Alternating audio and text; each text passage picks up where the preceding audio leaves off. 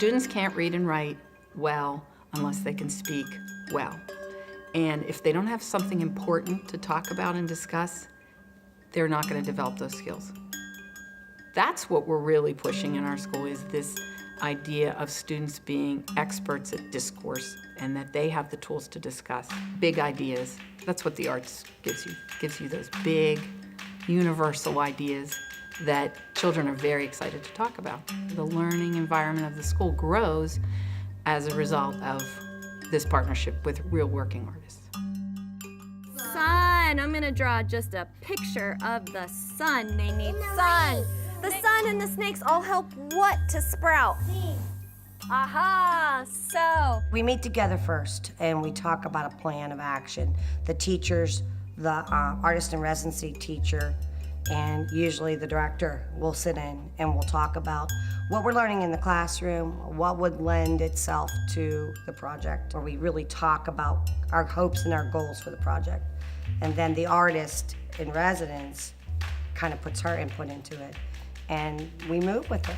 Today, we're gonna practice making our museum, and I'm gonna show you what we're gonna use to do a little art and a little thinking. We are making a floor for our museum, and we're just rolling clay, and we're putting seeds on it to decorate the floor. Mary has a great vision for how all the nuts and bolts can fall into place. She has a great way of matching artists with our needs. You know, if you mention, oh, we're interested in technology, she'll figure out an artist. She knows everyone. She knows who's been really successful in projects and can come to our school and do them for us. So she's a fantastic resource. The residencies are very careful with going for what's developmentally appropriate. I'm a teacher, I have my curriculum, and you're an artist, you have a specific craft that you do. So we come together, have that meeting about how we can work together. And then from there, we let the project evolve. The children who have been coming up in this school have had artist in residency projects every single year. They have teachers who have integrated those ideas into their own teaching. These residency projects bring us outside people in who they have to communicate with. Then the conversation opens up and people are discussing what they've done. In the days before we were doing this, if you gave a student an idea of something to do, they would often say, I can't draw that. I don't know how to draw. I'm not an artist. But with these projects, they know they can.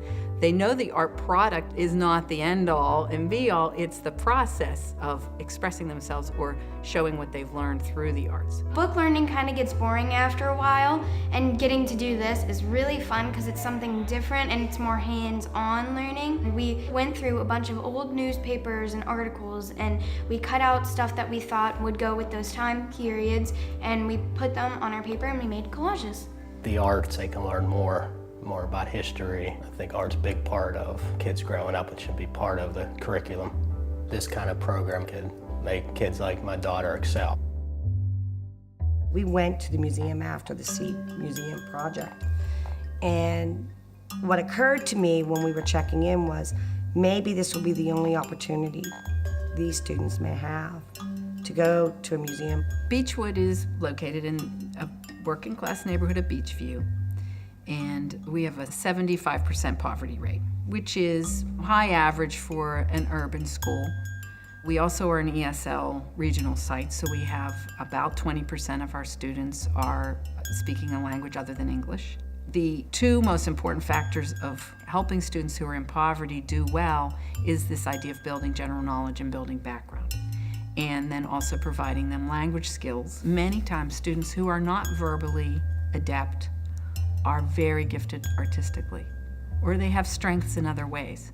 And we've seen this time and time again, these strengths come out, and it gives the child this ability to see themselves in a different way. No longer a deficit, but somebody who's in the mix. Their work is all over the school. So, they've installed their artwork everywhere. But to have somebody come in and to actually talk to them about their passion, I think that's a big part of it. I see the residency as the center, and I akin it to like a magnet drawing us all in so that you have students teachers, community, all coming together. And that, talk is inevitable. I want children to come back here as parents and say, oh, I did that mosaic when I was here. I did those stained glass windows, and that they would still be here as a museum of the art that we were able to produce. If you want to raise students who are innovators, you have to expose them to a lot of different kinds of thinking. And so that's what the Artist in Residency projects bring to us. They bring divergent thinkers who are role models for our students, and our students take on those characteristics as well. So the more they're exposed to all these divergent ways of thinking, the more likely they are to be able to use them themselves. I have really seen our students become more and more creative problem solvers over the years that they've been growing up in our culture, growing up in our Beechwood culture.